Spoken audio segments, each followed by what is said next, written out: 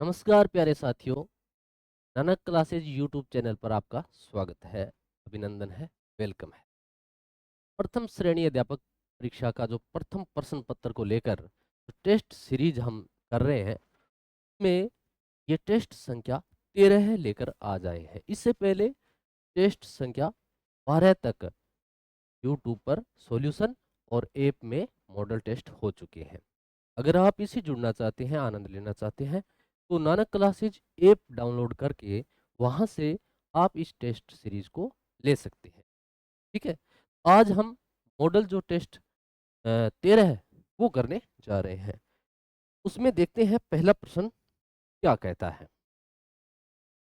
सामाजिक सुधारों के संबंध में रामधारी सिंह दिनकर ने किनके बारे में लिखा है कि संपूर्ण संसार में विश्ववाद के प्रथम प्रख्याता थे। कौन कह रहा है? रामधारी सिंह दिनकर हिंदी के बहुत ही प्रसिद्ध कवि है। और जब कोई कवि किसी व्यक्ति के बारे में कुछ लिखता है तो हमें पता होना चाहिए, ये भान होना चाहिए कि वो व्यक्ति कितना महत्वपूर्ण है। क्योंकि कवि का जो हृदय है वो हमेशा किसी बात को अगर लिखता है तो उसके पीछे न पीछे कुछ राज होता है। तो रामधारी सिंह दिनकर ने किनके बारे में लिखा है कि संपूर्ण संसार में विश्ववाद के प्रथम व्याख्याता थे? कौन? सुभाष चंद्र बोस, जवाहरलाल नेहरू, या फिर स्वामी दयानंद सरस्वती, या फिर राजा राम मोहन राय? ठीक है, ये बताना है। तो इसका उत्तर क्या होगा? देखो आप, रामधारी सिंह दिनकर का ये वक्तव्य है। उन्होंने कहा है कि संपूर्ण संसार में, पूरे संसार भर में विश्ववाद के प्रथम व्याख्याता। ठीक है।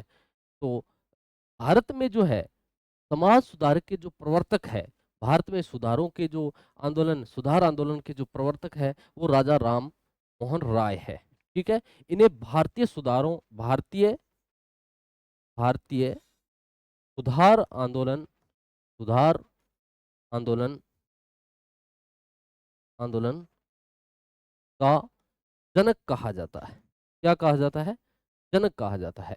भारतीय सुधार में ये अग्रदूत थे, प्रवर्तक थे, सबसे पहले थे और महान व्यक्ति थे। ठीक है। इनके बारे में कुछ और बातें हैं, वो देखते हैं।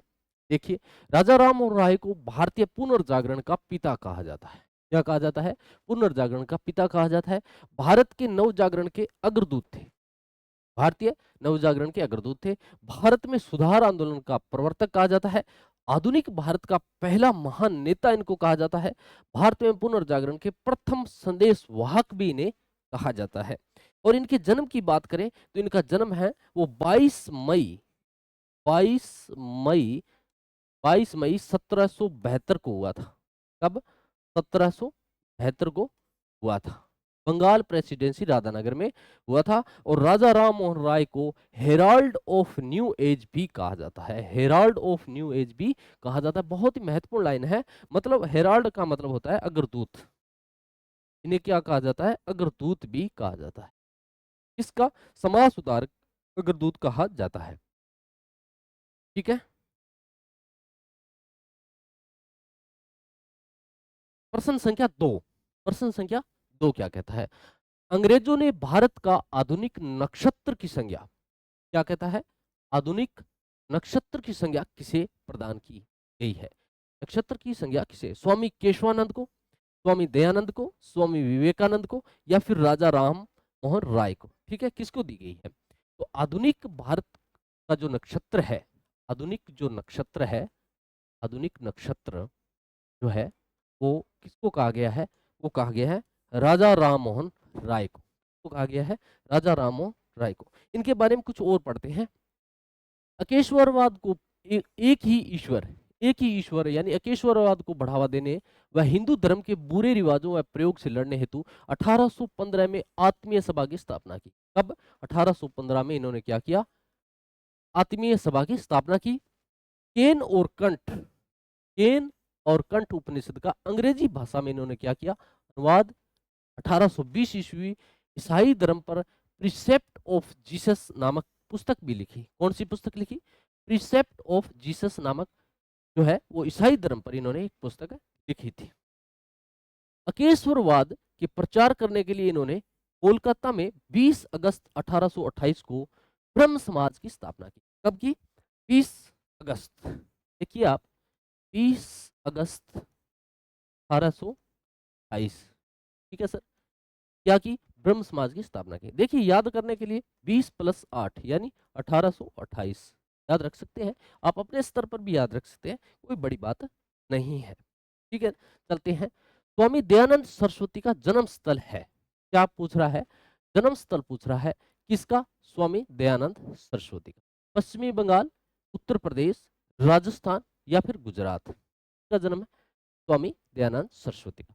तो इनका जो जन्म है वो गुजरात की मोरवी तहसील में हुआ, मोरवी तहसील में हुआ था। कई बार ये सीधा का सीधा शब्द भी पूछ लिया जाता है कि जन्म स्थान है वो कौन सा है, तो वहां मोरवी अगर दे दिया जाए तो हमें याद रखना है। अब स्वामी दयानंद के बारे में और बातें हैं वो देखते हैं। देखिए इनका जन्म है 12 सितंबर जो 1824 में गुजरात की मोरवी रियासत में। कहाँ हुआ था? मोरवी। इनका जो मूल नाम था वो मूल शंकर ही था, मूल नाम है वो क्या था? मूल नाम मूल शंकर ही। तो इन्हें दयानंद जो नाम है वो इनके गुरु थे बिरजानंद, उनके द्वारा दिया गया था। बिरजानंद इनके गुरु थे, उनके द्वारा दिया गया था। 10 अप्रैल 1875 को 1875 को 1875 इन्होंने क्या है मुंबई में आर्य समाज की स्थापना की थी। आर्य समाज की स्थापना। अब आप एक थोड़ा सा याद रखेंगे कि 10 अप्रैल 1875 को आर्य समाज की स्थापना कहाँ की गई? ठीक है, ए की स्थापना बी में की। आर्य के समाज मतलब ए की, मतलब आर्य समाज की स्थापना कहाँ की? बी में। बी मतलब मुंबई में, ठीक है। और बी की स्थापना सी में की गई। बी मतलब बी की स्थापना सी में की गई, मतलब ब्रह्म समाज। बी मतलब ब्रह्म समाज, सी मतलब कोलकाता में। ये कई बार पूछा जाता है, कई बार पूछा जाता है कि ब्रह्म समाज की स्थापना कहाँ की गई, तो ब्रह्म समाज की स्थापना की गई कोलकाता में, ए की स्थापना बी में, आर्य समाज की स्थापना की गई मुंबई में। इस बात का हम थोड़ा सा क्या रखेंगे? ध्यान रखेंगे। चलते हैं नेक्स्ट प्रश्न की ओर। प्रश्न संख्या 4, स्वामी दयानंद द्वारा लिखी गई पुस्तक नहीं है। क्या पूछ रहा है? नहीं है, इस नहीं को देखना है। और बाकी जो पुस्तकें हैं वो स्वामी दयानंद की लिखी हुई है। एक ऐसी पुस्तक होगी जो इन्होंने नहीं लिखी, सत्यार्थ प्रकाश, बिल्कुल उदयपुर में लिखी थी, ठीक है। जयपुर से, अजमेर से इसका प्रकाशन भी करवाया था। पाखंड खंडन ये भी इनकी है। वेद भाषा भूमिका ये भी इनकी है। पंचतंत्र ये इनकी नहीं है। पंचतंत्र है ये इनकी नहीं है। तो पंचतंत्र किनकी है? पंचतंत्र है वो विष्णु शर्मा की है। किसकी है? विष्णु शर्मा की है। और ये कब की लिखी है? ये गुप्त साम्राज्य की, गुप्त काल की, ये गुप्त काल की बुक है पंचतंत्र। तो बाकी पुस्तक है वो स्वामी दयानंद की है। बाकी जो पुस्तक है वो स्वामी दयानंद की है, ठीक है। अब और कौन कौन सी बुकें हैं वो भी देख लेते हैं। ऋग्वेद भाष्य ये भी इनकी पुस्तक है। अद्वैत मत की खंडन ये भी इनकी पुस्तक है। किनकी? स्वामी दयानंद की। पंच महायज्ञ विधि इनकी है। वल्लभाचार्य का मत खानदान खंडन, खंडन होगा, मत खंडन। और गोरुक्षण निधि ये भी इनकी पुस्तक है। प्रसिद्ध पुस्तक है इनकी सत्यार्थ प्रकाश, हिंदी भाषा में। सत्यार्थ प्रकाश जो है वो हिंदी भाषा में, ये बहुत ही महत्वपूर्ण पुस्तक है, कई बार पूछी गई है। में अपने मूल विचारों को विभक्त किया गया, इसमें इन्होंने अपने मूल विचार बताए हैं। इस ग्रंथ की रचना उदयपुर की तथा इसका प्रकाशन है वो अजमेर से किया। देखिए उदयपुर से तो इसकी जो है वो रचना की, और प्रकाशन है वो कहाँ किया गया है? वो अजमेर में किया गया है। ये भी पूछा जाता है कि सत्यार्थ प्रकाश पुस्तक का जो प्रकाशन कहाँ से किया गया है, तो वो अजमेर से किया गया है। दयानंद सरस्वती को हिंदू लूथर की संज्ञा दी गई है। हिंदू लूथर, लूथर एक महान विद्वान थे, तो उनके नाम पर इनको हिंदू लूथर कहा गया है। क्या कहा गया है? हिंदू लूथर कहा गया है। एनी बेसेंट के अनुसार, एक महान जो हमारी विद्वान विदुषी हुई है एनी बेसेंट, उन्होंने इनके बारे में क्या कहा? उन्होंने कहा कि ये प्रथम भारतीय थे। क्या थे? प्रथम भारतीय थे जिन्होंने ये कहा कि भारत भारतवासियों के लिए है, भारत भारतवासियों के लिए है। ये एनी बिसेंट ने किसके बारे में कहा? ये कहा दयानंद सरस्वती। ठीक है, ये 3-4 बातें थी, काफ़ी महत्वपूर्ण थी, थोड़ा हमें याद रखनी है। चलते हैं नेक्स्ट पर्सन की ओर। गांधी जी से मतभेद के कारण, क्या? गांधी जी के मतभेद के कारण सुभाष चंद्र बोस ने 1939 में कांग्रेस अध्यक्ष पद से त्याग पत्र दे दिया था। इस इस्तीफे पर संतोष प्रकट करते हुए, यानी संतुष्टि मिली। देखो, सुभाष चंद्र जो बोस थे और महात्मा गांधी थे, इनमें थोड़ी कंट्रोवर्सी थी। क्या थी? थोड़ी कंट्रोवर्सी थी। इसलिए इन्होंने क्या किया, इस्तीफे पर संतोष प्रकट करते हुए किसने सुभाष बाबू को देश नायक की संज्ञा दी? रविंद्रनाथ टैगोर ने, बंकिम चंद्र चटर्जी ने, जेएल नेहरू ने और रास बिहारी बोस ने। ठीक है, तो इनको सुभाष बाबू को देश नायक, देश नायक कौन सी संज्ञा दी गई है? देश नायक। किसने कहा? रविंद्रनाथ टैगोर ने। ठीक है, हमें दो बातें याद रखनी है।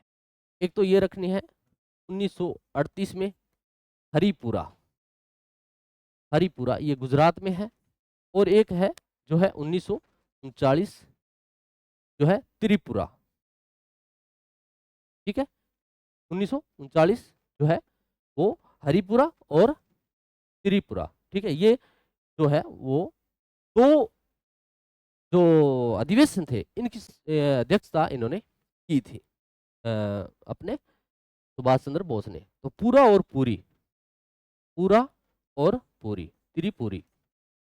ठीक है, तो हमें क्या याद रखना है? हमें याद रखना है पूरा और पूरी की जो अध्यक्षता है वो किसने की? 38 और 39 में सुभाष चंद्र बोस ने की। ठीक है, चलते हैं नेक्स्ट पर्सन की ओर। सुभाष चंद्र बोस प्रथम बार सन 1938 ईस्वी में हरिपुर गुजरात, द्वितीय बार त्रिपुरी। ठीक है, 1939 मध्य प्रदेश में पड़ता है। कांग्रेस अध्यक्ष निर्वाचित किए गए थे और नेताजी की उपाधि फांसीवाद रूटों की तर्ज पर जर्मनी के हिटलर ने इनको दिया था। जर्मनी का जो हिटलर था, उन्होंने इनको नेताजी की उपाधि दी। ये भी बहुत महत्वपूर्ण है, कई बार पूछ ली जाती है। सन याद रखना है, हरिपुरा और त्रिपुरी 38 और 39, पूरा और पूरी की अध्यक्षता सुभाष चंद्र बोस ने की थी। सुभाष चंद्र बोस किस वर्ष भारत से गुप्त रूप में यानी छद्म रूप से भाग निकले थे? यानी छद्म रूप धारण करके यहाँ भारत से निर्वासित हो गए थे, चले गए थे।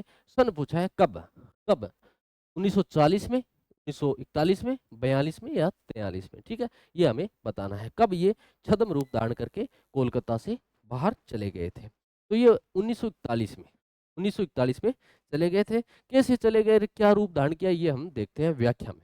बोस अपने कलकत्ता निवासी स्थान से जियाउद्दीन खां नाम से, किस नाम से? जियाउद्दीन खां नाम से पठान की वेशभूषा धारण करके गुप्तचर पुलिस की आंखों में धूल झोंकते हुए पेशावर से काबुल, पेशावर से काबुल अफगानिस्तान में है, यानी काबुल अफगानिस्तान से होते हुए जून 1941 में जर्मनी पहुंच गए। ठीक है, कोलकाता से ये जियाउद्दीन नाम से गुप्त रूप छद्म रूप धारण करके और जर्मनी पहुंच गए। ठीक है, काबुल से जर्मनी पहुंचने तक, अब देखिए काबुल तक तो गए थे ये जियाउद्दीन नाम से। अब आप कहोगे सर ये क्या ऐसे इतने नाम से और इतने डीप कर, जब एग्जामिनर कई बार प्रश्न की गहराई में चला जाए तो फिर पता नहीं कैसा प्रश्न पूछ ले, इसलिए ये बहुत महत्वपूर्ण प्रश्न बनता है कि काबुल तक तो वो गए थे जियाउद्दीन नाम से। किस नाम से? जियाउद्दीन नाम से। और उसके बाद में जर्मनी तक पहुंचने में सुभाष ने अपना छद्म नाम ओरलेडो भेसोटा धारण किया था। ये भी पूछा गया है किस नाम से वो जर्मनी में पहुंचे थे, तो ये हमें याद रखना है, ओरलेडो भेसोटा नाम से गए थे। एक व्यक्ति था अंग्रेज ह्यूगो ट्यू, कौन? ह्यूगो टोए, ह्यूगो टोए। इन्होंने सुभाष चंद्र की जीवनी लिखी थी और उस जीवनी का नाम था स्प्रिंगिंग टाइगर। क्या नाम था? Springing tiger. ये भी महत्वपूर्ण है। ये 2-4 बातें हमें सुभाष चंद्र बोस के बारे में ध्यान रखनी है। अब ये प्रश्न थे भारतीय इतिहास से। अब प्रश्न आते हैं साइको से, जो हम करने जा रहे हैं। एक किशोर की एक किशोर की एक किशोर की अभिरुचि को प्रभावित करने वाला कारक है। ठीक है, क्या कारक है? आनुवंशिकी है, वातावरण है, कभी आनुवंशिकी कभी वातावरण, या फिर आनुवंशिकी एवं वातावरण दोनों। देखो दोनों। अब इसमें देखो आप क्या है, एक किशोर की अभिरुचि को प्रभावित करने वाला कारक है। आनुवंशिकी प्रभावित करती करती हमें पता है, वातावरण भी करता है, यानी दोनों करते हैं, आनुवंशिकी भी करती है और वातावरण भी करता है। कभी आनुवंशिकी कभी वातावरण, ऐसा नहीं, दोनों साथ में करेंगे। आनुवंशिकी एवं वातावरण दोनों। तो उत्तर क्या हो जाएगा, आनुवंशिकी और वातावरण दोनों। ठीक है, नेक्स्ट प्रश्न, किशोर अवस्था आदर्शों की अवस्था है, किशोर अवस्था आदर्शों की अवस्था है, सिद्धांतों के निर्माण की अवस्था है। देखो एक किशोर के बारे में हमारे पाठ्यक्रम में स्पेशल दिया गया है, तो ये कहता है कि किशोर अवस्था आदर्शों की अवस्था है, सिद्धांतों की अवस्था है। आदर्श जब आते हैं तो किशोर अवस्था में, सिद्धांत निर्माण होते हैं तो किशोर अवस्था में, साथ ही जीवन का सामान्य समायोजन, और जीवन का जब सामान्य समायोजन होता है वो भी किशोर अवस्था में। ये परिभाषा किसने दी, तो हमें तीन शब्द देखने हैं। देखो तीन शब्द कौन कौन से हमें देखने हैं, वो तीन शब्द ये है कि एक तो देखो आदर्शों की अवस्था क्या होगी, आदर्शों की अवस्था, सिद्धांतों का निर्माण होगा, सिद्धांतों का निर्माण होगा, और साथ में ही जीवन का सामान्य समायोजन भी होगा। तीन शब्द है देखो, आदर्श, सिद्धांत, निर्माण और समायोजन। ये तीन जीन, देखो आप थोड़ा सा जोड़ दो, तीन जीन, तीन शब्द कौन से, आदर्श, सिद्धांत और समायोजन। तीन जीन मतलब जीन प्याजे। ठीक है, ये थोड़ा सा फैक्चुअल प्रश्न है, परिभाषा है, आप अपने स्तर पर भी याद रख सकते हैं। कुछ बच्चों को सीधा एक बार पढ़ने से भी याद रह जाती है परिभाषा, ऐसी कोई बड़ी बात नहीं है। तनाव को कम करने के अप्रत्यक्ष ढंग कहलाते हैं, क्या कहलाते हैं, आप पढ़ो इसको, क्या कहलाते हैं।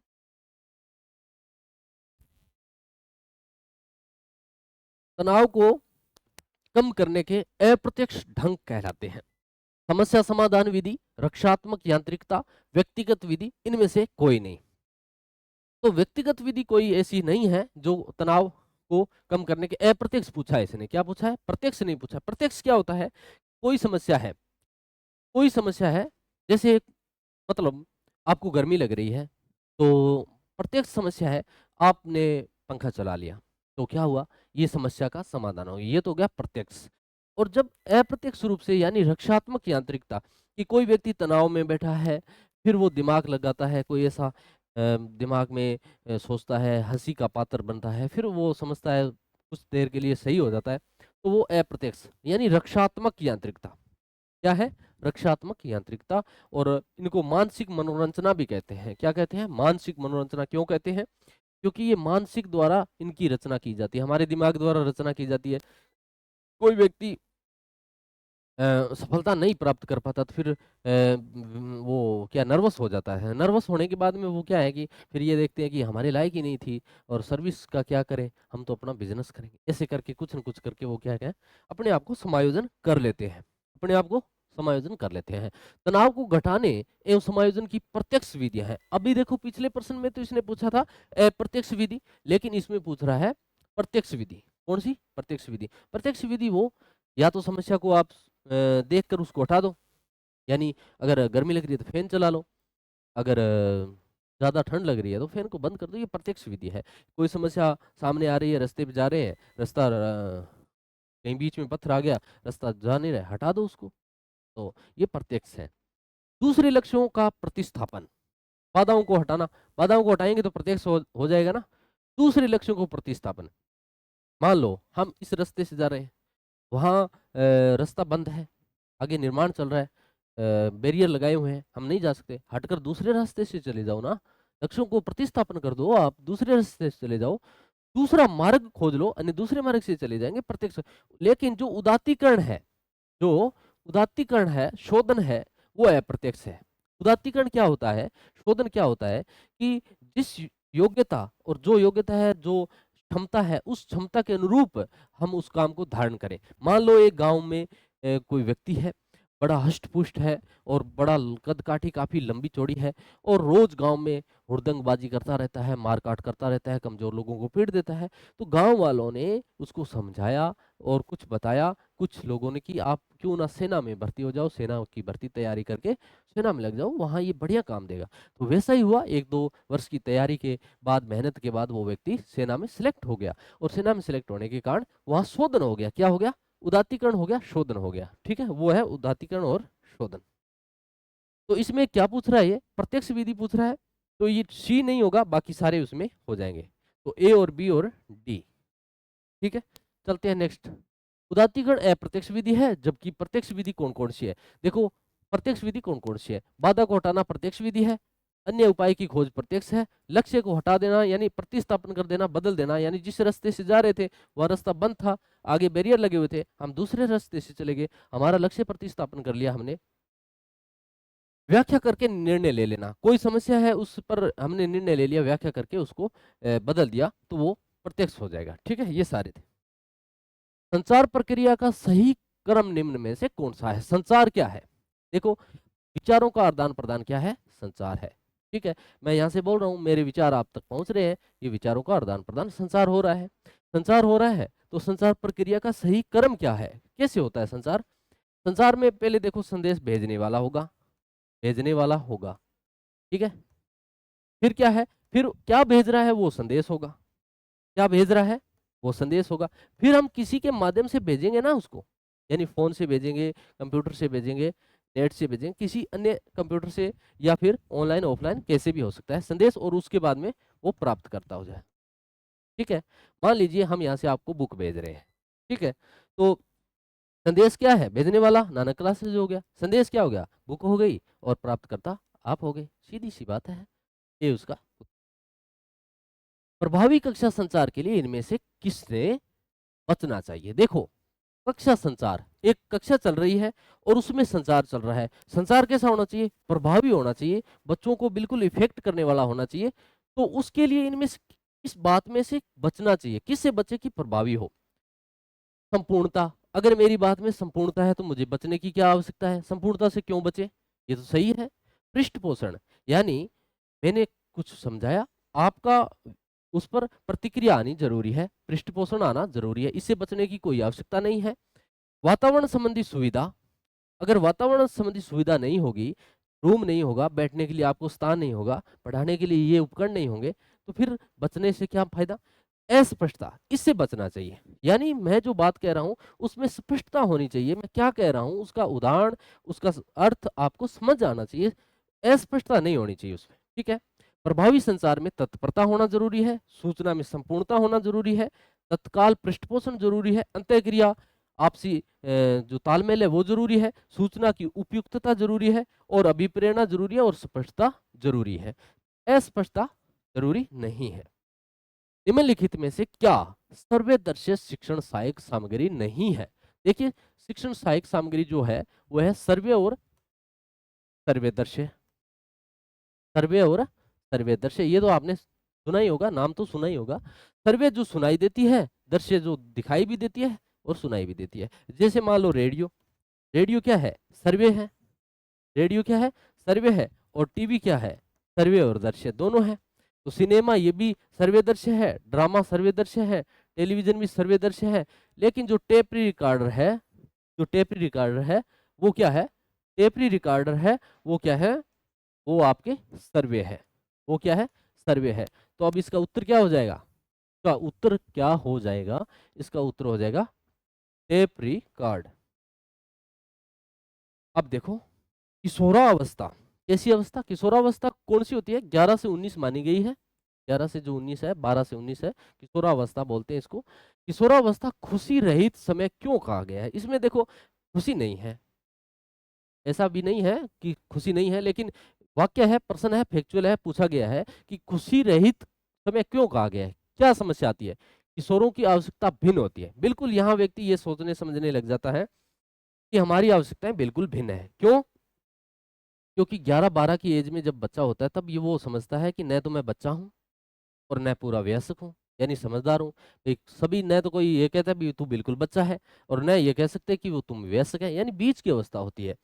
तो वहाँ आवश्यकताएं भिन्न होती है। शारीरिक परिवर्तन से उन्हें नए अनुभव तथा नई आवश्यकता महसूस होती है। उन्हें ऐसा लगता है बहुत कुछ करेंगे, ऐसा करेंगे, वैसा करेंगे, नए नए परिवर्तन, नए नए आवश्यकता उनको होती है। किशोर महसूस करते हैं कि लोग उन्हें नकार रहे हैं, छोटी छोटी बातों को उनको ऐसा लगता है कि उनकी बातों को इग्नोर किया जा रहा है, उनको महत्व नहीं दिया जा रहा है। ये सारी बातें होती रहती है। ठीक है, तो ये किशोर से संबंधित ही सारी बातें क्या है? बिल्कुल सही है। अपनी पुस्तक एडोलोसेंस, अपनी पुस्तक एडोलोसेंस, इस ये पुस्तक किसकी है? स्टेनले होल की है। स्टेनले, स्टेनले किसकी है? स्टेनले होल की है। स्टेनले होल की है। ये महत्वपूर्ण है पुस्तक, साइको में कई बार पूछ ली गई है। एडोलोसेंस, इसका अर्थ होता है किशोरावस्था। एडोलोसेंस का अर्थ क्या होता है? किशोरावस्था, किशोरावस्था, ये इसका अर्थ है। और ये पुस्तक है, और पुस्तक इसकी है स्टेनले होल की है। तीन बातें हमें ध्यान रखनी है। एडोलेसेंस में किसने कहा कि किशोरावस्था एक नया जीवन, ठीक है, इसको हटाते हैं पहले, फिर पढ़ते हैं प्रश्न को दोबारा। देखो आप, अपनी पुस्तक एडोलेसेंस में किसने कहा किशोरावस्था एक नया जीवन है? क्या है? नया जीवन है। व्यक्ति जब इसमें प्रवेश करता है, अपने जीवन की शुरुआत करता है, ये ऐसी अवस्था है जिसमें व्यक्ति प्रवेश करता है, नए जीवन की शुरुआत करता है। ये परिभाषा किसने कही? तो ये परिभाषा किसकी है? स्टेनले होल की है। जब बुक उनकी है तो परिभाषा भी उनकी है। देखो, होल में क्या करते हैं हम? जब प्रवेश करते हैं, फिर नए जीवन की शुरुआत करते हैं। परीक्षा हॉल में जब अपने प्रवेश करते हैं, प्रवेश करने के बाद में नए जीवन की शुरुआत होती है। सिलेक्शन हो जाता है तो नए जीवन की शुरुआत है, वरना भी नए जीवन की शुरुआत है, भी नई सिस्टम से फिर दोबारा चलना पड़ता है। ठीक है, अब नेक्स्ट प्रश्न को पढ़ें इतने में।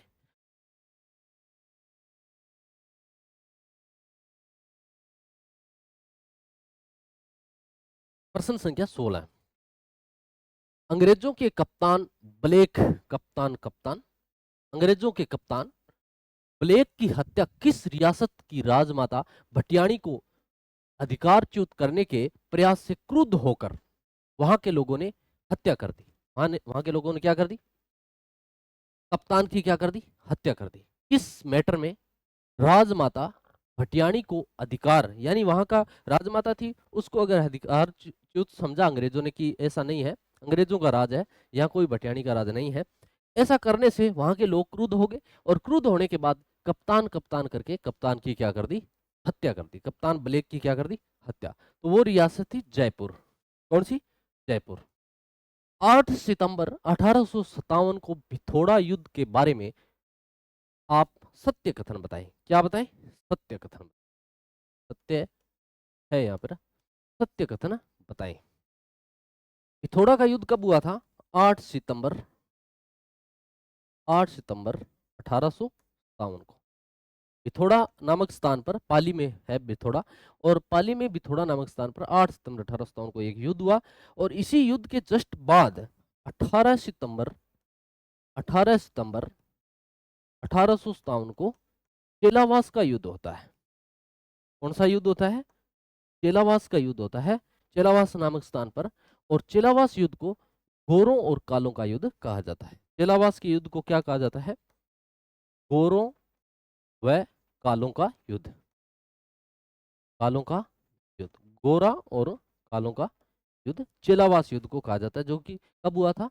18 सितंबर 1857 को हुआ था। ये पूछ रहा है भिथोड़ा का युद्ध के बारे में।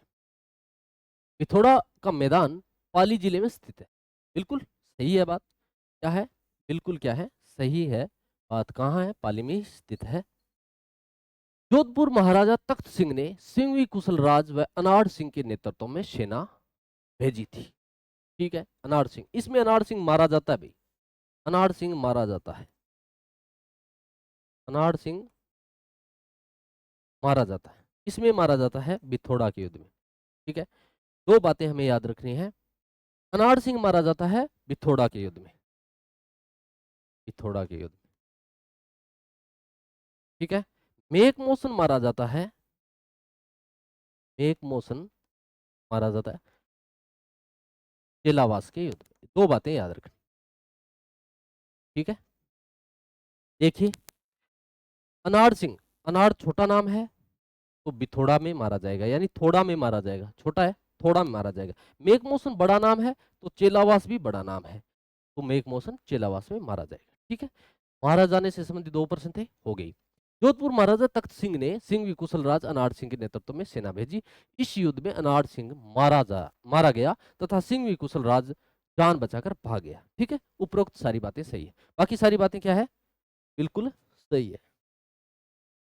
ठीक है, इसका उत्तर क्या हो जाएगा? 4 नंबर। दो बातें याद रखनी है, भिथोड़ा का युद्ध 8 सितंबर 1857 को हुआ, 10 दिन बाद 18 सितंबर 1857 को चेलावास का युद्ध हुआ। अनाड़ सिंह जो है वो बिथोड़ा के युद्ध में मारा जाता है। अनाड़ छोटा है नाम, थोड़ा में मारा जाएगा। और चेलावास है वो बड़ा नाम है, वहां में एक मोशन बड़ा नाम मारा जाएगा। गोमती नदी के पानी को रोककर राज सिंह ने राजसमंद झील का निर्माण करवाया। ठीक है, ये बात भी बहुत महत्वपूर्ण है। किस नदी को रोककर उसने झील का निर्माण करवाया? तो गोमती नदी को। ये भी बहुत महत्वपूर्ण है, गोमती नदी को कई बार पूछी गई है। इसके बारे में असत्य कथन। कैसा कथन? असत्य कथन। झील के उत्तरी किनारे पर नौ चौकी की पाल स्थित है। बिल्कुल उत्तरी किनारे पर क्या है? नौ चौकी बनी हुई है और उस पर पूरे मेवाड़ का इतिहास लिखा हुआ है। ठीक है, संस्कृत भाषा में। राज प्रशस्ति प्राकृत भाषा में उत्कीर्ण की? नहीं नहीं, ऐसा नहीं है, प्राकृत भाषा में उत्कीर्ण नहीं है। राज प्रशस्ति की रचना रणछोड़ भट्ट द्वारा की गई। बिल्कुल सही है। ठीक है, बिल्कुल सही बात है।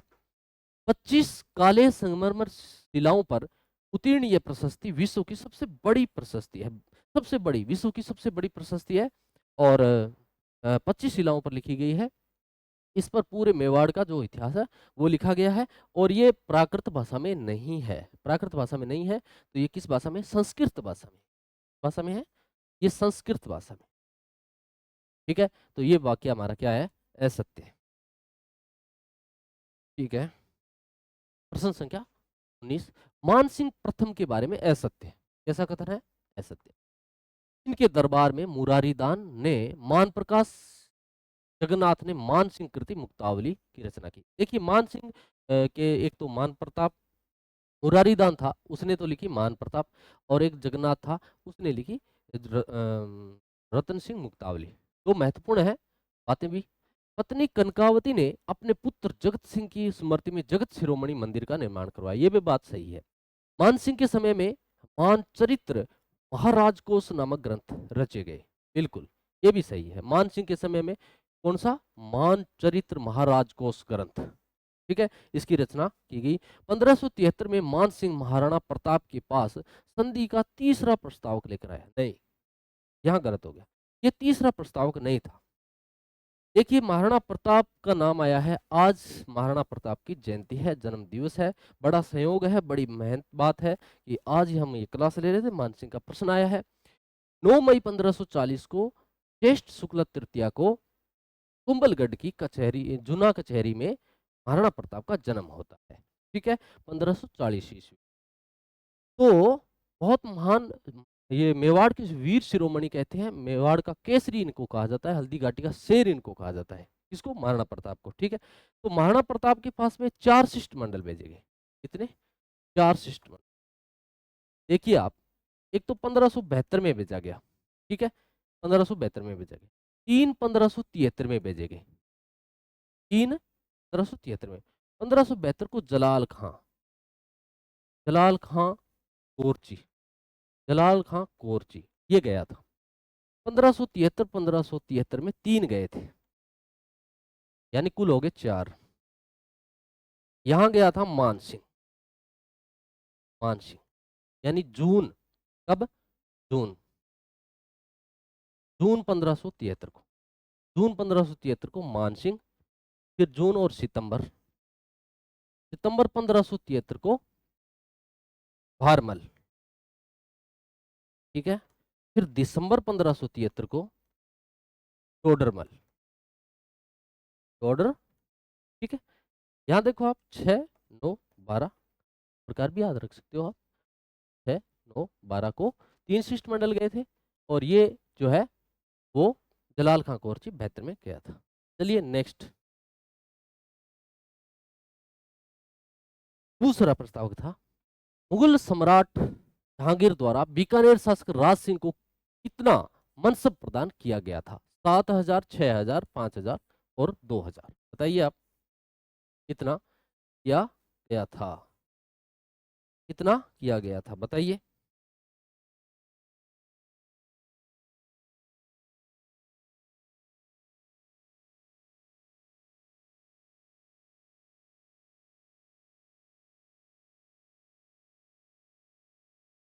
इसमें देखिए आप, 7,000 तो था मानसिंह का, ये तो मानसिंह प्रथम का था। ठीक है, मान सिंह का जो जन्म है ना वो 1550 में हुआ था, ये भी हमें ध्यान रखनी है। 1540 में महाराणा प्रताप का हुआ था, महाराणा प्रताप का। प्रताप, क्या 1542 में अकबर का हुआ था, 1541 में चंद्रसेन का हुआ था, 1541 में ही राय सिंह का हुआ था। ये भी हमें थोड़ा सा क्या रखना है, ध्यान रखना। 6000 जो मनसब था वो था राय सिंह का, सॉरी 5000 जो था वो था राय सिंह का। राय सिंह को मुगल दरबार का स्तंभ कहा जाता है। ये लाइन भी बहुत महत्वपूर्ण है। क्या कहा जाता है, मुगल दरबार का स्तंभ कहा जाता है। राय सिंह अकबर का दूसरा, जहांगीर का प्रथम विश्वास पात्र शासक था। राय सिंह ने राय सिंह महोत्सव ग्रंथ लिखा था। कौन सा, राय सिंह महोत्सव, ये भी बहुत महत्वपूर्ण है। राय सिंह के काल में बीकानेर चित्रकला की शुरुआत हुई थी। राय सिंह के काल में बीकानेर चित्रकला की शुरुआत हुई थी। नेक्स्ट प्रश्न, ये प्रश्न राजस्थान इतिहास से थे। अब प्रबंधन के प्रश्न आते हैं। राजस्थान शैक्षिक अनुसंधान एवं प्रशिक्षण, S E SIERT, state institute education research training, ठीक है। संस्थान को राज्य शैक्षिक अनुसंधान एवं प्रशिक्षण परिषद SCERT, state council education research training के रूप में पुनर्गठित कब किया गया। ये प्रश्न क्या पूछ रहा है, प्रश्न ये पूछ रहा है कि SIERT कब बन गया, ये प्रश्न पूछ। State institute education research training, state council education research training कब बन गया, ठीक है। इसकी स्थापना हुई थी 11 नवंबर 1976 को। इसकी स्थापना हुई 14 अगस्त 2018 को, यानी पुनर्गठन कर दिया गया इसका 14 अगस्त 2018 को, ठीक है। इसका उत्तर हो जाएगा 14 अगस्त, सॉरी 14 अगस्त 2018, 14 अगस्त 2000। अब देखो इसकी थोड़ी व्याख्या। राष्ट्रीय स्तर पर NCERT की तर्ज पर राज्य स्तर पर SCERT कार्य करती है। पंचवर्षीय योजना में भारत, तीसरी पंचवर्षीय योजना में भारत के प्रत्येक राज्य और दिल्ली में शैक्षिक अनुसंधान एवं प्रशिक्षण के के नाम पर राज्य संस्थान यानी स्टेट इंस्टीट्यूट एजुकेशन खोले गए। यह योजना केंद्र व राज्य सरकार की 60-40 की वित्तीय सेवा, कितनी 60-40 वित्तीय सेवा से संचालित की जा रही है। ये थी SERT। आगे प्रश्न देखो, राजस्थान राज्य में विद्यालय शिक्षा के गुणात्मक समुन्नयन के लिए राज्य सरकार द्वारा किस समिति की अभिशंसानुसार पूर्व में कार्यरत विभिन्न अभिकरणों को समन्वित कर दिनांक 11 नवंबर 1978 को उदयपुर में राजस्थान राज्य शैक्षिक अनुसंधान एवं प्रशिक्षण संस्थान NCERT की स्थापना, SIERT की स्थापना कब की।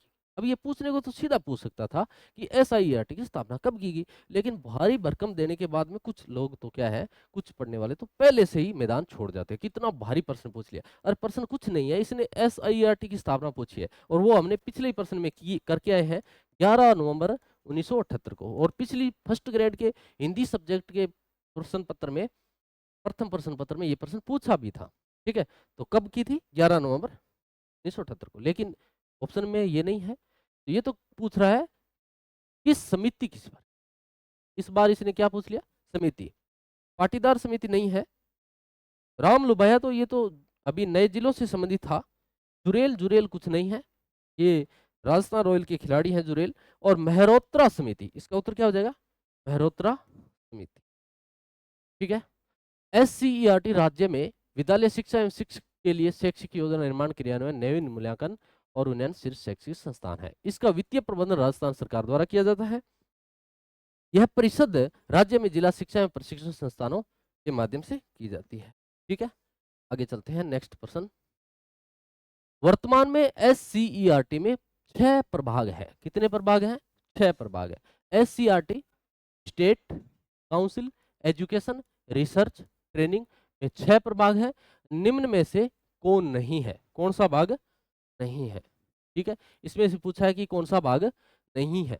पाठ्यचर्या पाठ्य पुस्तक सामग्री निर्माण एवं मूल्यांकन प्रभाग, शैक्षिक अनुसंधान सर्वेक्षण, आकलन एवं नीति परिप्रेक्ष्य प्रभाग, शिक्षक शिक्षा प्रभाग और कृषि विपणन प्रणाली अनुसंधान प्रभाग। तो देखिए SCERT जो है वो शिक्षक से संबंधित, बच्चों से संबंधित है, और इसमें ये कृषि वाला नहीं है। तो इसका उत्तर क्या हो जाएगा, 4 नंबर हो जाएगा कि कृषि वाला है वो इसका उत्तर नहीं है। तो इसका 4 नंबर उत्तर कृषि विपणन। सूचना एवं संचार प्रौद्योगिकी प्रभाग IT सेल। एक महत्वपूर्ण बात ये हमें ध्यान रखनी है, ये महत्वपूर्ण बात ये ध्यान रखनी है कि SCERT की जो 6 प्रभाग है, SCERT के जो 6 प्रभाग है उसमें से जो IT सेल यानी 4 नंबर का जो प्रभाग है सूचना एवं संचार प्रौद्योगिकी प्रभाग, वो अजमेर में है। वो क्या है, अजमेर में है। बाकी जो 5 प्रभाग है वो उदयपुर में है। ठीक है, इस बात का हमें ध्यान रखना है। देखिए भारी भरकम प्रश्न फिर आया है, देखिए आप इसको एक बार पढ़ो।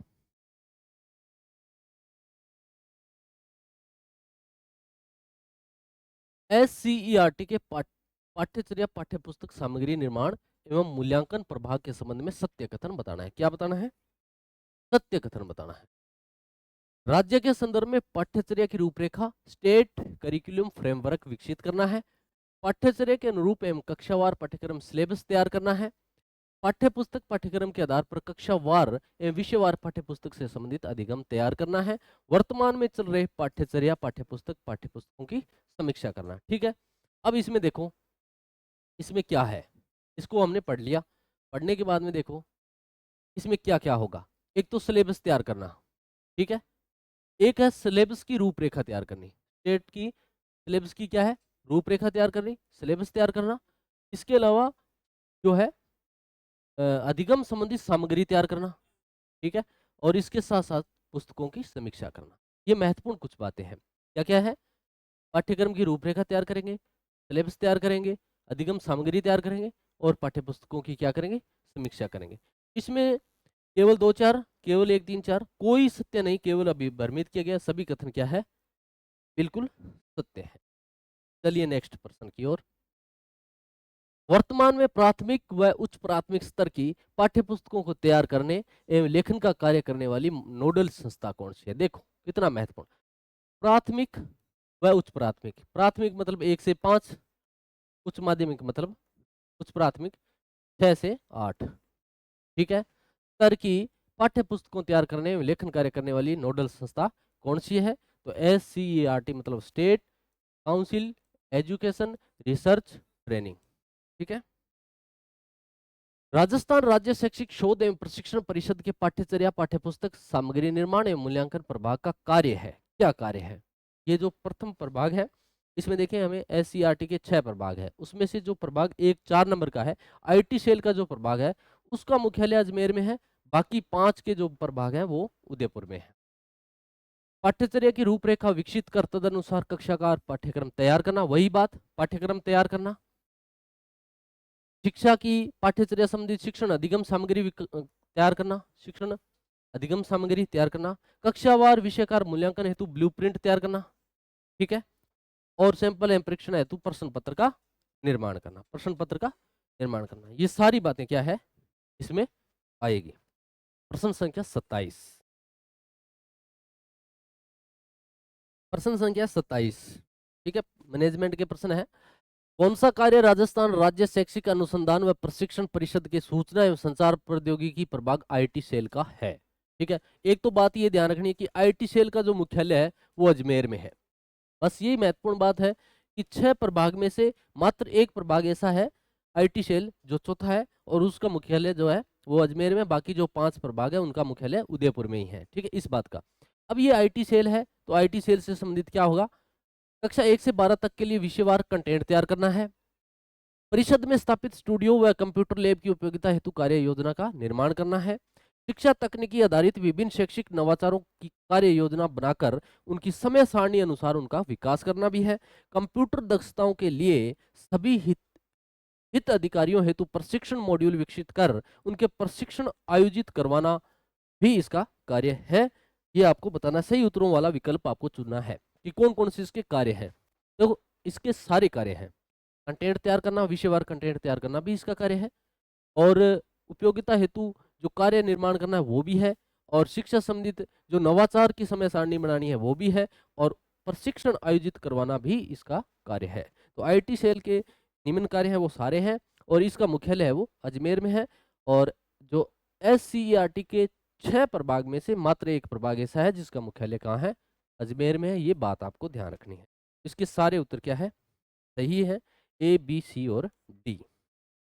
नेक्स्ट प्रश्न, राजस्थान में विद्यालय एवं अध्यापक शिक्षा हेतु योजना निर्माण, क्रियान्वयन एवं मूल्यांकन के लिए सर्वोच्च शैक्षिक संगठन जो एकेडमिक ऑर्गेनाइजेशन कौन सा है? IASE Bikaner, DIET diet Jaipur, RIE Ajmer, SCERT Udaipur. इसमें से आपको बताना है। ठीक है, क्या है, सर्वोच्च संस्था कौन सी है? विद्यालय एवं अध्यापक हेतु, विद्यालय एवं अध्यापक शिक्षा हेतु, देखो विद्यालय और अध्यापक से संबंधित योजना निर्माण, क्रियान्वयन और मूल्यांकन की सर्वोच्च शैक्षिक संगठन कौन सा है? तो SCERT उदयपुर, और इसकी जो स्थापना है वो 11 नवंबर 1978 को की गई थी। ठीक है, और SCERT जो है, SCERT है वो 14 अगस्त 2018 को SCERT कर दी गई। पहले इसका नाम क्या था, SIERT था। ठीक है, इसका भी हमें क्या रखेंगे, ध्यान रखें। 1885 में सज्जन सिंह कृति सुधाकर नामक समाचार पत्र कहाँ से प्रकाशित होता था? ये बात भी बहुत महत्वपूर्ण है कि सज्जन कीर्ति सुधाकर नामक समाचार पत्र कब प्रकाशित हुआ? तो 1885 को। यह भी कई बार पूछा गया है, महत्वपूर्ण है। कहां से? उदयपुर से। फैक्चुअल प्रश्न है, याद रखना। राजस्थान का कौन सा नृत्य का रूप 2010 में यूनेस्को की अमूर्त सांस्कृतिक धरोहर सूची में सम्मिलित किया गया? गीदड़, कालबेलिया, भवाई, कच्ची घोड़ी।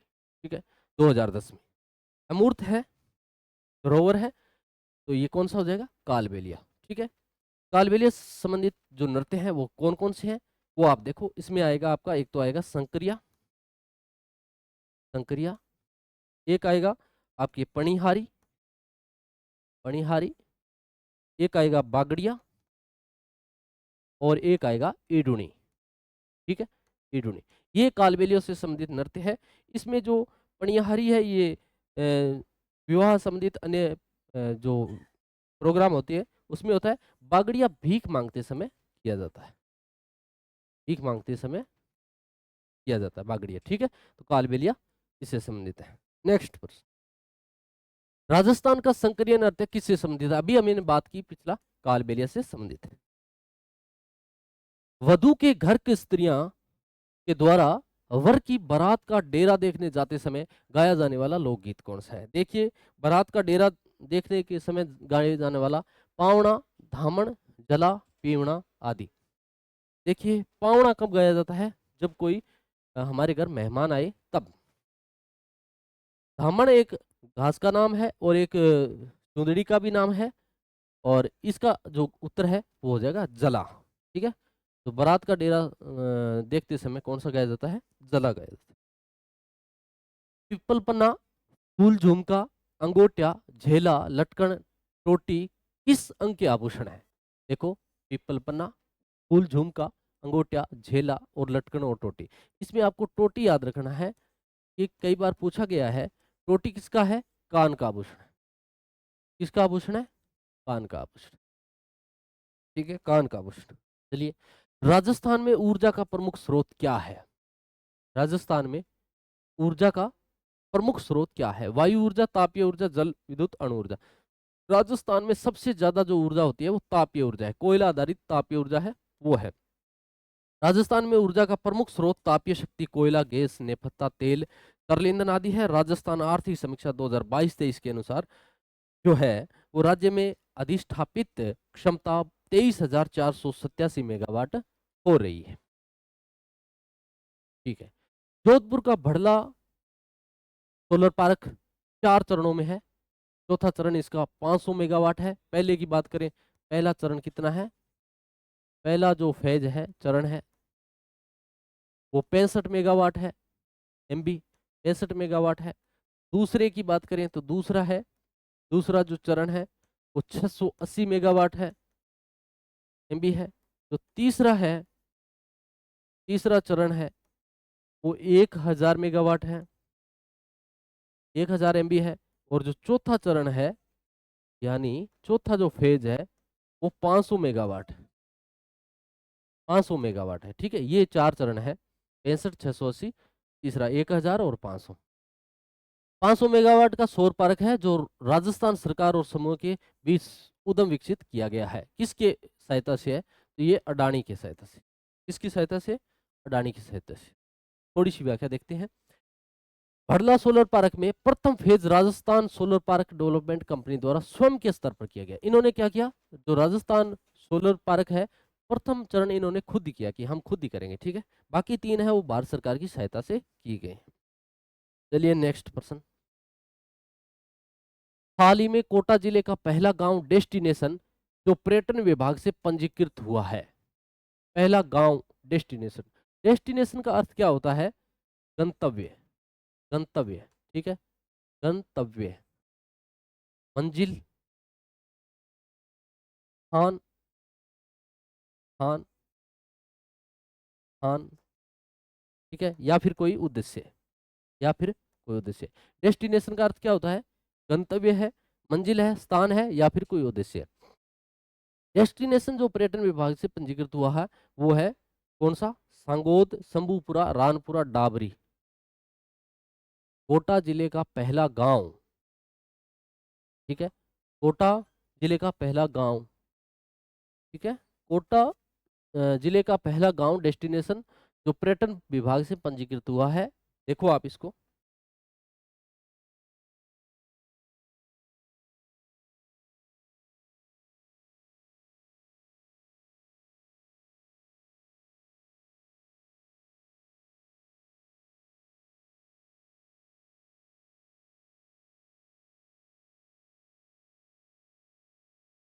प्रश्न संख्या 36। हाल ही में कोटा जिले का पहला गांव डेस्टिनेशन जो पर्यटन विभाग से पंजीकृत हुआ है। डेस्टिनेशन का मतलब क्या होता है? गंतव्य, मंजिल, स्थान या उद्देश्य। ठीक है, तो वो पर्यटन विभाग से पंजीकृत हुआ है और उसका उत्तर हो जाएगा आपका डाबरी, 4 नंबर डाबरी।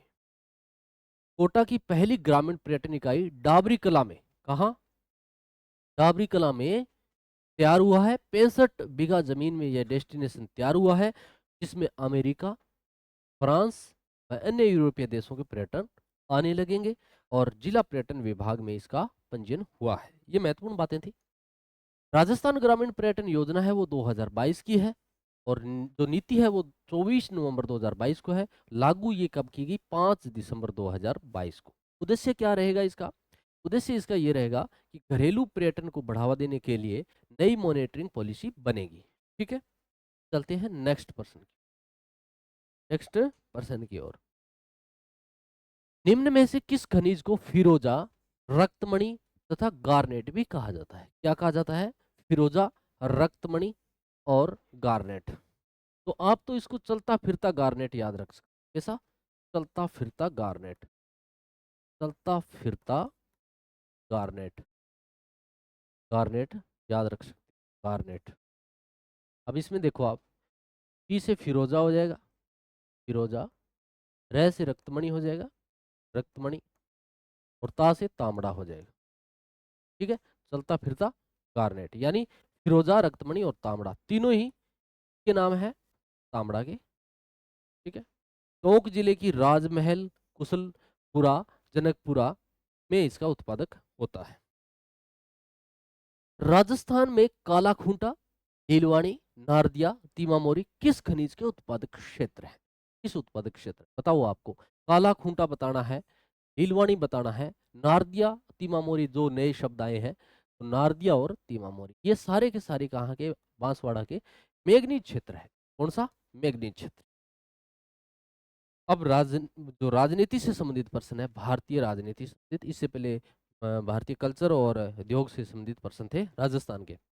लोकसभा अध्यक्ष की अनुपस्थिति में, लोकसभा अध्यक्ष की अनुपस्थिति में सदन की कार्यवाही कौन संचालित करता है? सदन, लोकसभा का अध्यक्ष अगर नहीं है तो फिर सदन की कार्यवाही कौन संचालित करेगा? राष्ट्रपति, या फिर लोकसभा का उपाध्यक्ष, या सदन का नेता, या राज्यसभा का उपसभापति? तो इसका उत्तर हो जाएगा लोकसभा का उपाध्यक्ष। ठीक है, जब लोकसभा का अध्यक्ष नहीं है तो फिर उपाध्यक्ष कार्य की पालन करेगा। एक बात हमें और ध्यान रखनी है कि जब लोकसभा का अध्यक्ष इस्तीफा देता है तो वो उपाध्यक्ष को देगा, और उपाध्यक्ष जब इस्तीफा देता है तो लोकसभा अध्यक्ष को देगा। एक बात और याद रखनी है कि लोकसभा का जो अध्यक्ष है वो कभी शपथ नहीं लेता, अध्यक्ष के रूप में शपथ नहीं लेता। क्यों नहीं लेता? क्योंकि संसद के सदस्य के रूप में वो सांसद के रूप में पहले सदस्य की शपथ ले चुका होता है। ठीक है, इस बात की हमें ध्यान रखना है।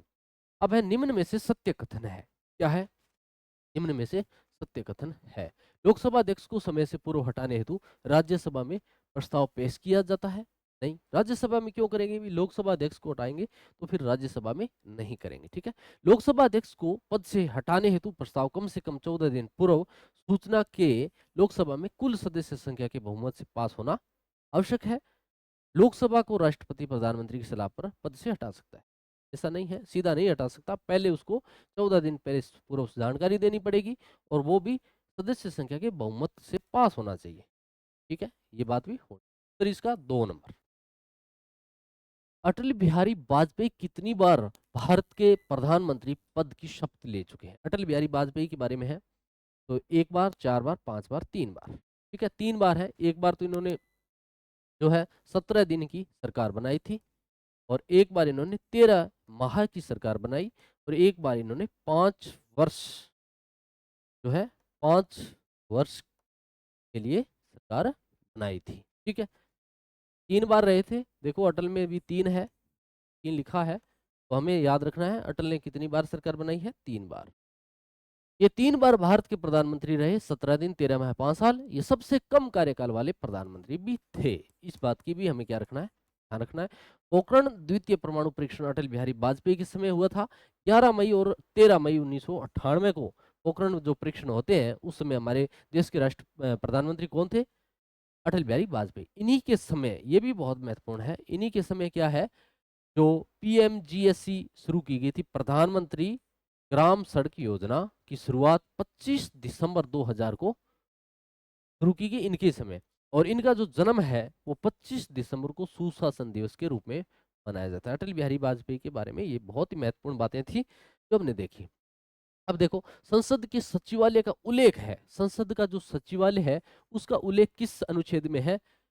96 में है, 97 है, या फिर 95, या फिर 98? तो इसका उत्तर है वो 98 है। ठीक है? अनुच्छेद 98 में संसद के दोनों सदनों के सचिवालय का उल्लेख है, दोनों सदनों का। लोकसभा सचिवालय का सर्वोच्च प्रशासनिक प्रमुख लोकसभा का महासचिव आईएएस होता है। लोकसभा एवं राज्यसभा का महासचिव कैबिनेट सचिव के बिल्कुल समकक्ष होता है, और लोकसभा का सचिवालय महासचिव के माध्यम से लोकसभा अध्यक्ष द्वारा नियंत्रित भी होता है। लोकसभा अध्यक्ष का निर्वाचन कौन करता है? लोकसभा का जो अध्यक्ष है उसका निर्वाचन कौन करता है? आप इसको पढ़ो, कौन करता है निर्वाचन? कौन करता है लोकसभा अध्यक्ष का? लोकसभा अध्यक्ष का निर्वाचन कौन?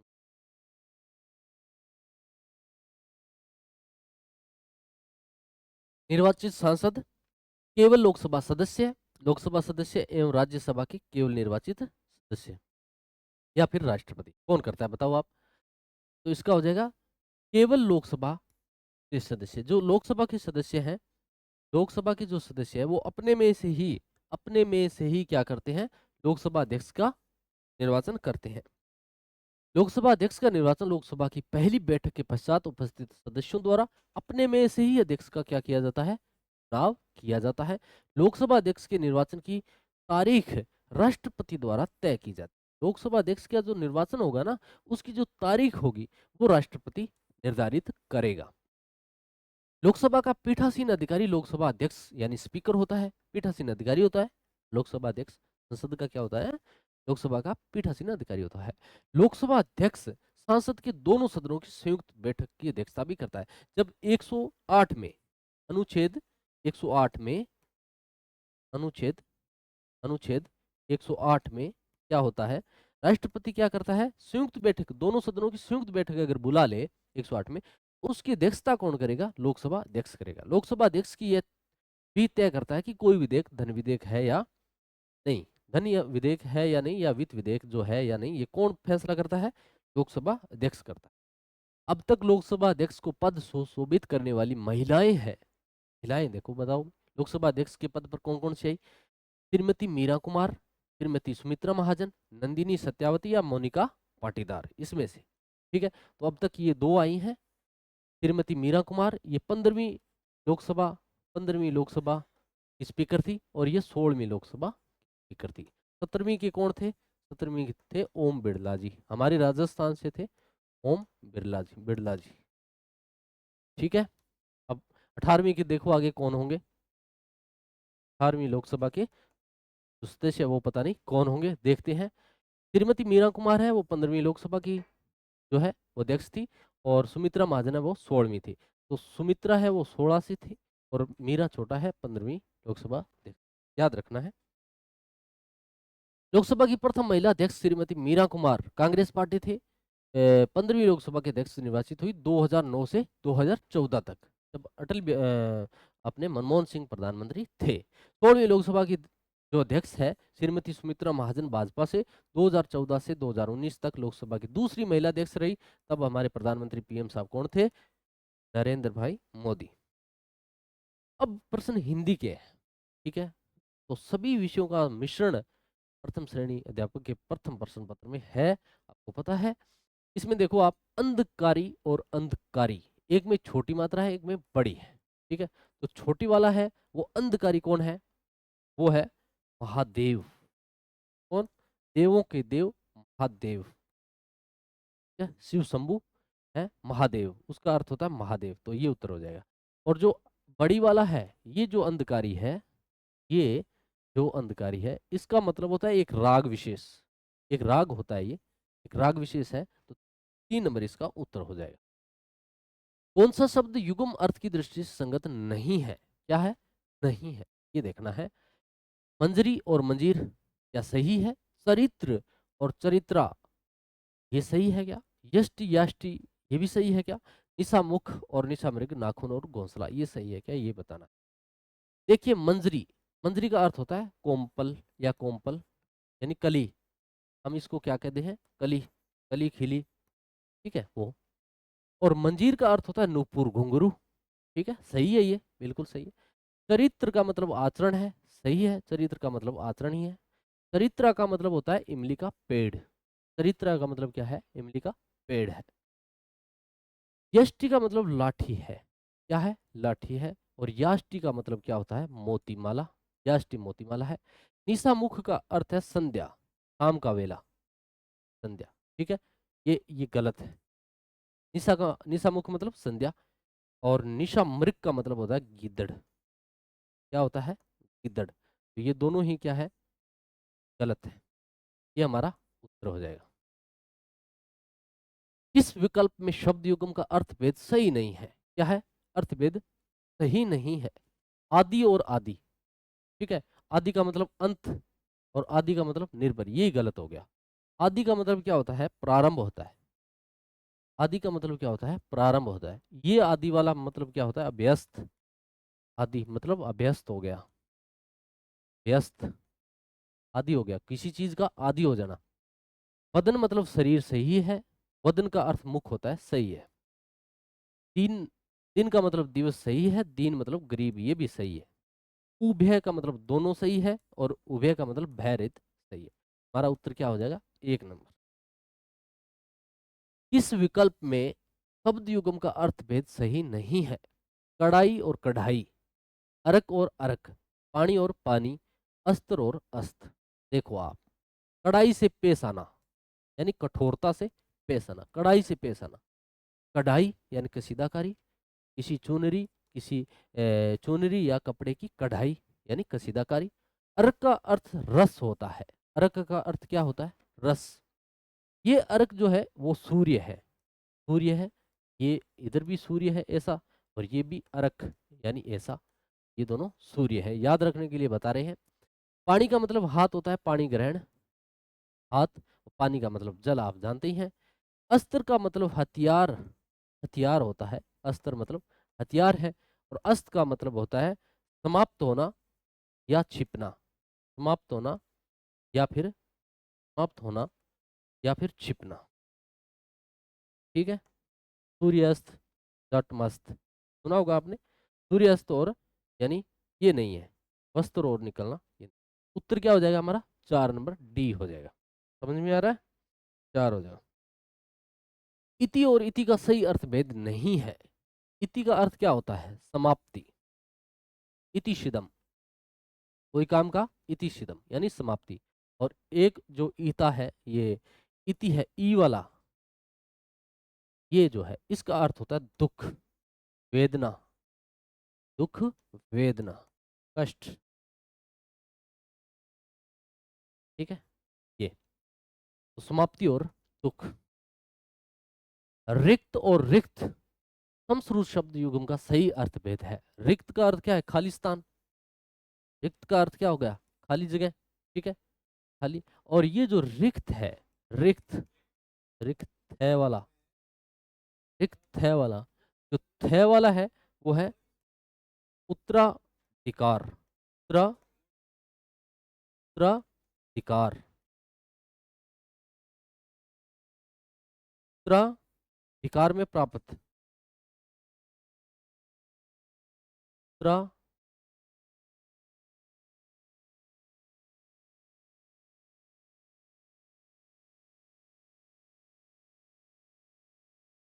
उत्तराधिकार में प्राप्त धन संपत्ति। ठीक है, तो ये हो जाएगा आपका। अनुवांशिकी के जनक किसे? ये साइंस से संबंधित प्रश्न आ गए हैं। क्या है? साइंस से संबंधित प्रश्न आए हैं। आप देखो इनको। अनुवांशिकी के जनक कौन है? बताओ आप। अनुवांशिकी के जनक।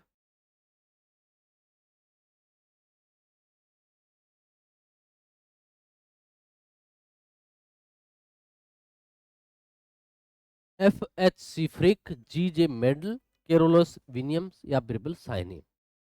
तो इसके जो ग्रेगरिन मेडल है, ये है इसके जनक। आनुवंशिका का नियम ग्रेगर जॉन मेडल ने दिया था। किसने दिया था? ग्रेगर जॉन मेडल ने 1866 में प्रतिपादित किया। और आधुनिक आनुवंशिका पिता भी इनको क्या है कहा जाता है। लड़का होगा या लड़की होगी? क्या है? लड़का होगा या लड़की होगी, ये निर्भर करता है किस पर? तो लड़का होगा या लड़की होगी ये निर्भर करता है पिता पर। किस पर? पिता पर। क्यों? कि माता जो है उसमें समगुण पाए जाते हैं, एक्स एक्स समगुण पाए जाते हैं। जो पिता होता है उसमें एक्स और वाई गुण पाए जाते हैं, एक्स और वाई। तो ये तो कन्फर्म है कि यहाँ से तो एक्स आने वाला है।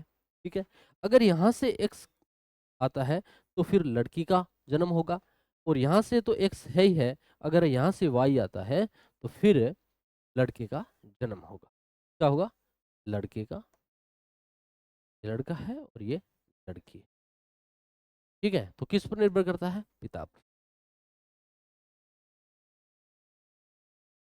हरे फलों को कृत्रिम रूप से पकाने के लिए कैल्शियम कार्बोनेट का प्रयोग किया जाता है, क्योंकि यह उत्पन्न होता है ऑक्सीजन, फ्लोरीजन, मिथाइलिन या एसिटिलीन। ठीक है, तो इसका उत्तर है वो आपका एसिटिलीन है। कच्चे फलों को शीघ्र पकाने में किया जाता है। भारत में एरोस्पेस शिक्षा और नवाचार को बढ़ावा देने हेतु एयरबेस ने हाल ही में अक्टूबर 2023 में किस संस्थान के साथ समझौता किया है? किस संस्थान के साथ? ठीक है, आईआईटी कानपुर के साथ, बम्बई के साथ, या रुड़की के साथ, या खड़गपुर के साथ? किसके साथ किया है? आईआईटी कानपुर के साथ। मार्च 2024 में किस अंतरिक्ष कंपनी ने इसरो के प्रणोदन परीक्षण स्थल पर कलाम 250 का सफल परीक्षण किया है? ठीक है, 250, कलाम 250 का सफल परीक्षण किया है। बेलाट्रिक्स एरोस्पेस, अग्निकुंड ब्रह्मांड, स्काई रूट एरोस्पेस या फिर कावा स्पेस।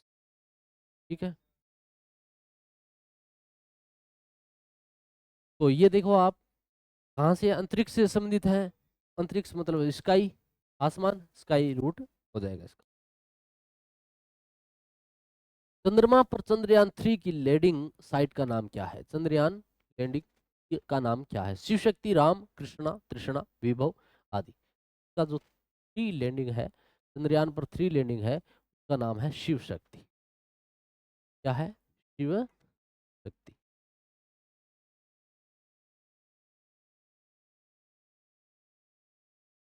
हाल ही में किन के द्वारा भारत की पहली उपग्रह आधारित गीगाबाइट ब्रॉडबैंड सेवा जियोस्पेस फाइबर पेश की?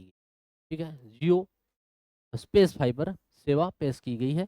भारतीय एयरटेल, जियो, रिलायंस जियो, भारत संचार निगम या वीआई। तो इसका उत्तर है वो 1 नंबर है। प्रदेश में चल रही जनता क्लिनिक योजना का नाम बदलकर रख दिया गया है। जनता क्लिनिक का नाम क्या रख दिया गया है? अब जनता क्लिनिक किस नाम से जानी जाएगी? नई सरकार में शहरी आयुष्मान आरोग्य मंदिर के नाम से जानी जाएगी। ठीक है, देखो आप, चिकित्सा एवं स्वास्थ्य मंत्री हमारे कौन से हैं? गजेंद्र सिंह खींवसर हैं। जनता क्लिनिक की पहचान अब शहरी आयुष्मान मंदिर के नाम पर की जाएगी। और इसकी जो टैगलाइन है वो है आरोग्य परम धनम। ये भी बहुत महत्वपूर्ण है। क्या है टैगलाइन इसकी? आरोग्य परम धनम है। ठीक है, चलते हैं आगे। ये हो गया। भिक्षावृत्ति मुक्त भारत का लक्ष्य पूरा करने का कार्य योजना राजस्थान में किन शहरों को चयन किया गया है? तो वो जो चयन किए गए हैं वो है जैसलमेर और उदयपुर। जैसलमेर उदयपुर में क्या है? भिक्षावृत्ति का चयन किया गया है। ठीक है, मुख्यमंत्री चिरंजीवी स्वास्थ्य बीमा योजना के बारे में सत्य कथन बताना है। क्या बताना है? सत्य कथन बताना है। मुख्यमंत्री चिरंजीवी स्वास्थ्य बीमा, नाम बदलकर मुख्यमंत्री आयुष्मान योजना कर दिया। ये तो बात बिल्कुल है, नाम तो बदला जाएगा ना, बदला जाएगा तो आयुष्मान रखा जाएगा। इसमें 17 दूना 34 नहीं 1732 चिकित्सा संस्थान सूचीबद्ध है और 6 18 नहीं 1806 पैकेज उपचार के लिए उपलब्ध रहेंगे। सारी बातें क्या है? बिल्कुल सही है। बजट 2024 में बालिकाओं महिलाओं के लिए सहज व सुरक्षित वातावरण तैयार करने के लिए कौन सी योजना शुरू की गई है? देखो आप, बालिकाओं और महिलाओं के लिए, बालिकाओं और महिलाओं के लिए सहज एवं सुरक्षित वातावरण तैयार करना है। कौन सी जो है योजना शुरू की गई है? लाडली सुरक्षा योजना, लाडो सुरक्षा योजना, पावर योजना या समर्थ पोषण योजना। ठीक है, तो ये तो दोनों कोई है नहीं, यहाँ थोड़ा कंफ्यूजन है, लेकिन यहाँ आपको याद रखना है लाडली सुरक्षा योजना। नेक्स्ट पर, ठीक है, ये व्याख्या है। मुख्यमंत्री चिरंजीवी दुर्घटना बीमा योजना का नाम मुख्यमंत्री आयुष्मान दुर्घटना बीमा योजना कर दिया गया है। ठीक है, ये शुरुआत कब हुई इसकी, चिरंजीवी दुर्घटना बीमा की? तो इसका है वो 1 मई 2022 को शुरुआत की गई। 1 मई 2021 को स्वास्थ्य बीमा योजना शुरू की गई। 1 मई 2021 को चिरंजीवी स्वास्थ्य बीमा योजना थी और 1 मई 2022 को दुर्घटना बीमा। ठीक है, याद रखने के लिए दुर्घटना में दू जो है 2 बार आ रहा है, इसमें दो बार आ रहा है, वो दुर्घटना बीमा योजना होगी। मुख्यमंत्री चिरंजीवी दुर्घटना बीमा योजना 1 मई 2022। मुख्यमंत्री आयुष्मान दुर्घटना बीमा योजना, अब नाम नया हो गया है इसका, और बीमा राशि है वो 10 लाख रुपए तक है। और उद्देश्य आप व्याख्या में पढ़ ले। दुर्घटना बीमा ये व्याख्या है। प्रश्न संख्या 63, मां वाउचर योजना के तहत पायलट प्रोजेक्ट के रूप में किन जिलों में प्राइवेट सेक्टर में भी गर्भवती महिलाओं को फ्री में सोनोग्राफी? अब ये मां वाउचर योजना के तहत क्या है? फ्री में सोनोग्राफी की जाएगी। क्या की जाएगी? फ्री में सोनोग्राफी की जाएगी। और वो पायलट प्रोजेक्ट के रूप में कहाँ कहाँ शुरू की गई है? 12 में, भरतपुर में, फलोदी में या फिर उपयुक्त सभी में। ठीक है, तो इन्हें तीनों में भी ये होगी। याद कैसे रखें सर इसको? देखिए आप, मां वाउचर के लिए आपको पै, फै, वै और भय, ये याद रखना है। पे फे बै, मतलब ये माँ बाउसर में ये पायलट योजना है, पायलट योजना है, फलोदी है, बारां है और भरतपुर है। ठीक है, तीनों जिले आ जाएंगे, बारां, भरतपुर और फलोदी, सारे ही सही। ये व्याख्या है। एक आदमी काले व भूरे रंग के मोजे पहनता है। रीजनिंग से संबंधित प्रश्न आ गए हैं। काले व भूरे रंग के क्या है? मोजे पहनता है। उनके पास रैंक में 20 काले 20 भूरे, एकांतर क्रम में व अंधेरे में रैंक में से कितने मोजे निकालेगा कि उनमें से कम एक जोड़ी बन जाए? अब क्या है, समस्या ये है कि जैसे यहाँ ये बॉक्स है, अब इसमें जो काले काले और यहाँ काला है, देखो ये काला है और यहाँ क्या है? भूरा, ये भूरा है। ठीक है, ये भूरा है। फिर दोबारा काला है, ये काला है, नहीं सॉरी, दोबारा क्या है? काला है, ये काला है। ऐसे चलेगा, यानी एक काला है, फिर भूरा, फिर काला, इस प्रकार चलेगा, इस प्रकार चलेगा। तो क्या करें?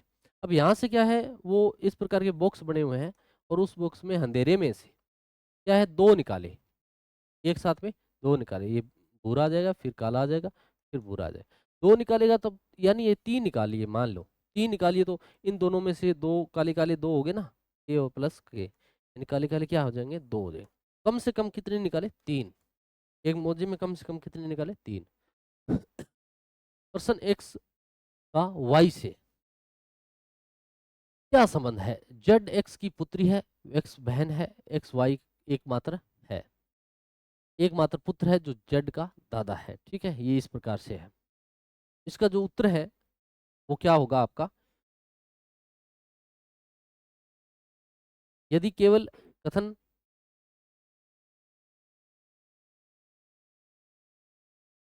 कथन सेकंड के आंकड़े प्रश्न का उत्तर देने के लिए पर्याप्त है, आंकड़े एक, ये इसका उत्तर रहेगा। ठीक है, ये आप करके देख लेना। किसी माह का 20वां दिन कौन सा है? किसी माह का 20वां दिन कौन सा होगा? देखो कौन सा है, अगर उस माह का आखिरी दिन क्या है, रविवार है, आखिरी दिन क्या है उसका, आखिरी दिन रविवार है, पर पता नहीं कब है रविवार। आखिरी दिन तो होगा उस माह का चौथा सोमवार 23 तारीख को है, ये हमें पता चल गया कि 23 तारीख को है ना वो सोमवार है, ये पता चल गया। तो हमें इस बात का पता चल गया कि 22 को क्या होगा, रविवार होगा। ठीक है, और 21 को क्या होगा, शनिवार होगा, शनिवार होगा, और 19 को क्या है, फिर शुक्रवार होगा। ठीक है, तो हमारा उत्तर सही है, हमें पता चल गया कि क्या है, शुक्रवार है। तो इसमें दूसरा जो कथन है ये बिल्कुल एक ही काफी है, ये बिल्कुल सही नहीं है, एक चल जाएगा इससे काम। यदि केवल कथन बी के आंकड़े प्रश्न का उत्तर देने के लिए पर्याप्त है, कथन ए के आंकड़े अपर्याप्त है। ठीक है, इसका उत्तर ही ये हो जाए। अब ये इंग्लिश से संबंधित प्रश्न है, आप पढ़ो इनको, इंग्लिश से संबंधित प्रश्न है। इंग्लिश से संबंधित प्रश्न है, क्या कहते हैं देखो आप।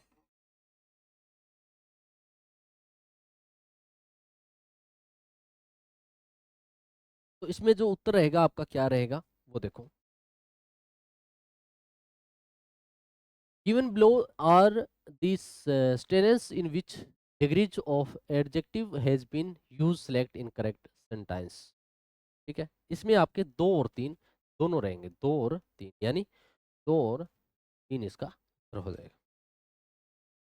ठीक है, fill the blanks with correct degrees and adjective from the given option। She is dash dash then clever। क्या रहेगा इसका उत्तर, आप बताओ क्या रहेगा? ठीक है, इसका उत्तर रहेगा मोर ब्रेव। ठीक है, चलते हैं next. Fill in the blanks, black spice in the sentence, choosing the right uh, alternative from the given option। ठीक है, high then, highest then, highest two, इधर देन टू, क्या रहेगा उत्तर इसका बताओ आप? तो उत्तर है जो हायर देन रहेगा। सी इज द डेस डेसेस डेंटेलेस डेंस ऑफ द ग्रुप। तो उत्तर आपको क्या रहेगा, मोस्ट। तो उत्तर है मोस्ट रहेगा। ठीक है, नेक्स्ट चलते, 2 घन जिनमें प्रत्येक का आयतन 27 cm है, संकलन फलकों को मिलाकर एक ठोस बनाया जाता है, इससे बनने वाले घनाभ का पृष्ठीय क्षेत्रफल कितना रहेगा? तो ये क्षेत्रफल आप देख लेना, 90 रहेगा। एक घनाभ की जो विमाएं है 5:3:4 समानुपाती है। घनाभ का कुल पृष्ठीय क्षेत्रफल 846 वर्ग सेमी है। घनाभ का आयतन कितना रहेगा, 16 रहेगा। आप करके 3 सेमी वाले एक छोने ये ठोस गोले का पिघलाकर 3 गोले बनाए जाते हैं। 2 गोलों की त्रिज्या 1.5 सेमी और 2 सेमी। तीसरे गोले की त्रिज्या कितनी रहेगी? तीसरी सेमी कितनी रहेगी गोले की? 2.5 सेमी रहेगी। इसका जो एक घनाभ की विमाएं 7 सीएम, 11 सीएम और 13 सीएम है, कुल पृष्ठीय क्षेत्रफल कितना रहेगा? तो आपको बताओ कितना सेमी रहेगा? 622 सेमी रहेगा। क्या रहेगा? 622 सेमी। ठीक है, तो ये थे आज के हम, और मॉडल टेस्ट तो क्रम संख्या 13, और नेक्स्ट हम मॉडल टेस्ट जो 14 है उसको लेकर आएंगे। टेस्ट उसका एक पर हो चुका है, प्रयास करेंगे जल्दी उसको लेकर आने की। तब तक के लिए जय हिंद, जय भारत, जय राजस्थान।